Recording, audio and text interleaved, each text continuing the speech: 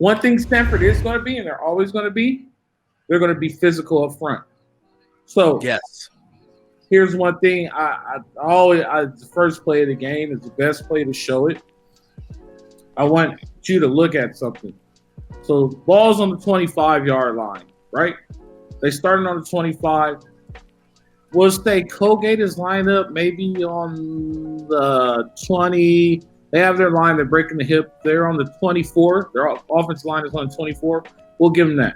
Now, here's one thing I want you to look at as far as Stanford's defense line, which is going to be the key factor. Boom. Now you say they're pass setting. That's cool. They pass that. But the thing about it is pocket collapsed pretty fast.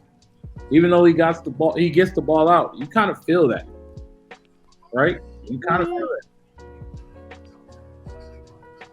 You may not say it, but that wears on you. It's like a goalie in hockey. Boom, boom, boom. You know, you keep taking shots,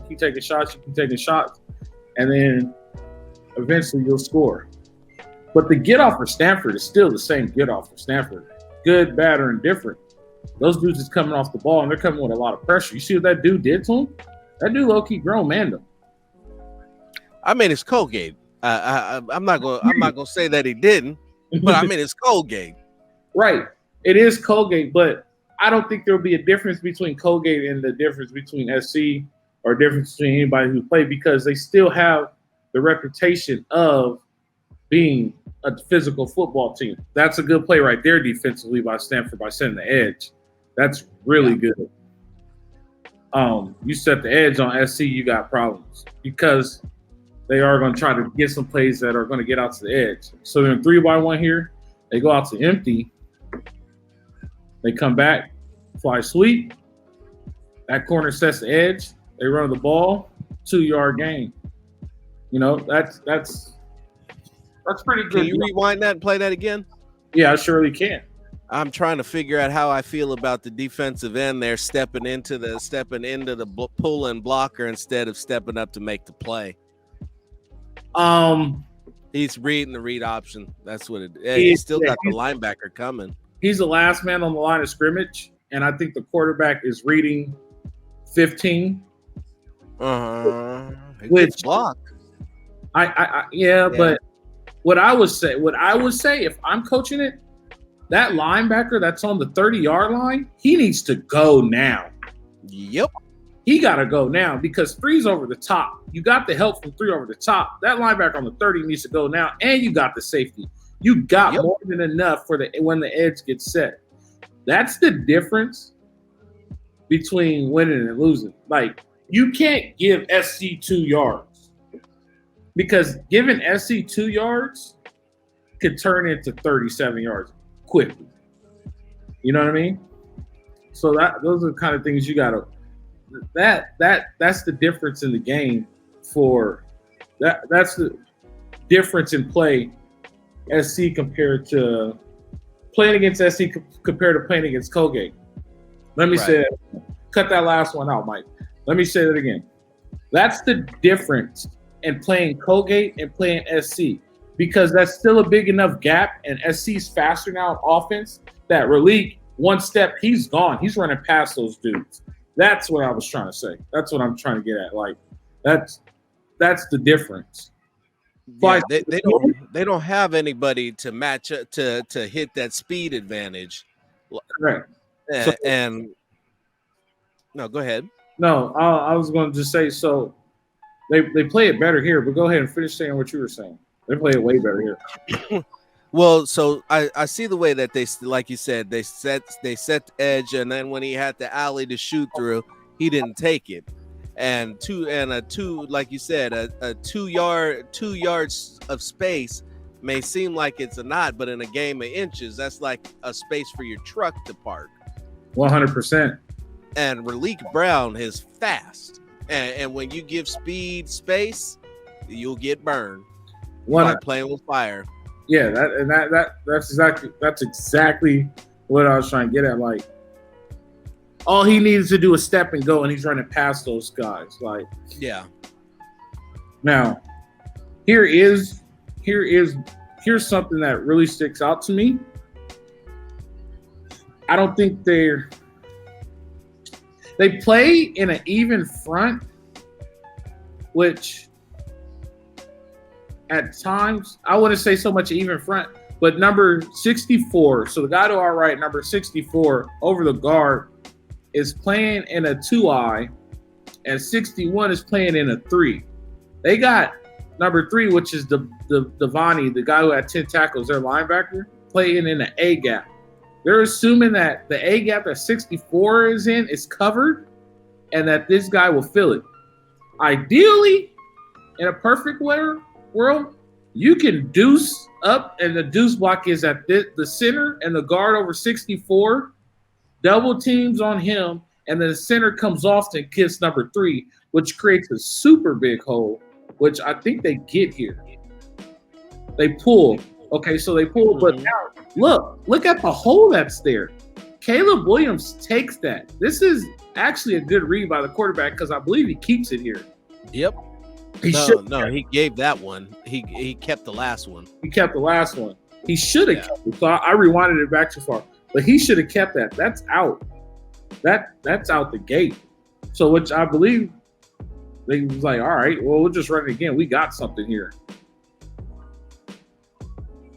They ran draw, which is there. You see it? That's big. That's the problem with running. That's gonna be a touchdown right there. So they run in the 2-eye. Now the 2-eye is to our left side. They got the tech. They took their leading tackling out. They have absolutely nobody in the A gap right now. Absolutely nobody. I'm giving Williams the ball. I'm giving Dye the ball. We have 2 Williams. I'm giving Williams running back number 6 the ball. I'm giving Williams quarterback number 13 the ball. I'm giving Dye the ball, number 26. Like, there's so much to work with here. You leave so many gaps when you play with the 2-eye. You're trying to accomplish the A gap. Me personally, I like to play off the 1-eye, which is towards the center, off the center's shoulder. I don't like off the guard shoulder because at least it gives you room. And this 45, if you play off the one tech off the center shoulder, now 45 has the B gap and 8 has the A gap. You're gap sound. Here you're not gap sound. Right. You're trying to play flow. You can't play flow against SC because there's too many threats, right? Colgate has less threats. They pull, they create a gap. That's a touchdown on Saturday. Yes. Without a doubt. That's a touchdown on Saturday. Like, you can't even, there's not even really much to talk about. Like, Lincoln Riley is licking his chops. At least he might actually want to get out of the gun. Well, they're in it, but so he'll have the opportunity to do that as well. But looking at it, they don't so far appear to be as quite as sound against the run. Of course, Colgate is doing a lot of interesting things with their blocking schemes, pulling and counter pulling just to run up the middle. Which I think strategically makes sense because it throws your linebackers off. Like they're trying to throw a wrinkle in there. Here's another pull QB power. I mean, they get around the corner on it. So they just ran. I think it's QB counter. I could be wrong. I'm gonna look at it again. It looks like that was designed. It's an option. It is a read, but I think it's counter read. So we're gonna see it from the end zone again. So if 65 and 60 pulls is quarterback counter off the fly, and just that the edge is there. That's touchdown 13 all day. That just seals his deal as a Heisman. Oh, we forgot to mention. Did you see the AP top 25 this week? And no, I did not. For college, you haven't seen it? No, let me check. I know I've had a million things going on, and that's my bad. No, you're good. You're good. This is the perfect time. Go ahead. I'll just let the film run. People will watch the film, see what Stanford's trying to do, and I just go ahead and read off the top 10 teams if you don't mind. The top 10 teams are as follows.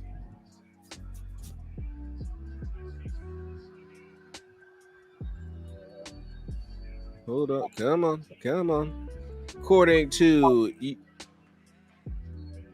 ESPN, we have at 1 Alabama. Which I don't think they're the top team. I think Georgia's is, but that's neither here nor there. Go ahead. Georgia's number 2. Mm-hmm. Ohio State's number 3.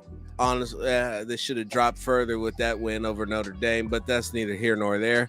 Michigan is up at number 4. Clemson is at number 5. Please don't make me gag. Yeah. The Aggies, Texas A&M, are at number 6. Oklahoma's at 7.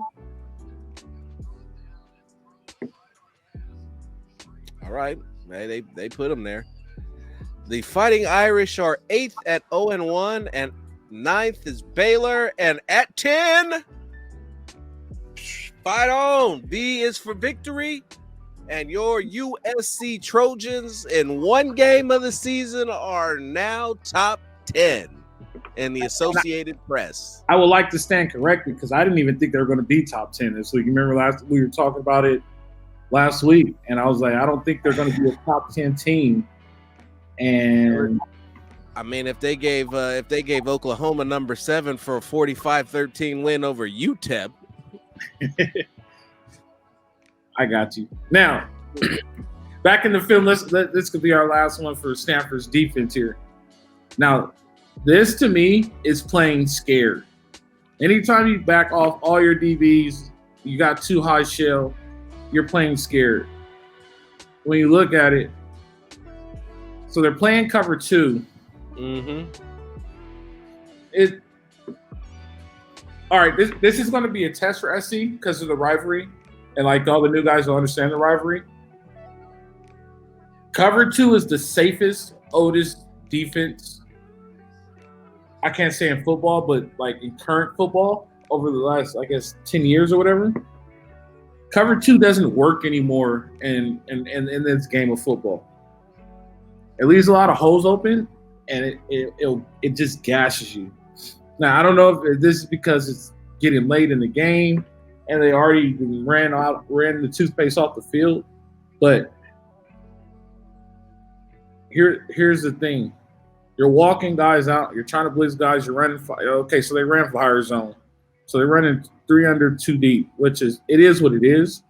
But there's a lot of holes, and SC has a lot of talent, and that's their SC's quarterback, Caleb Williams, is a Heisman candidate. He's going to find an open guy.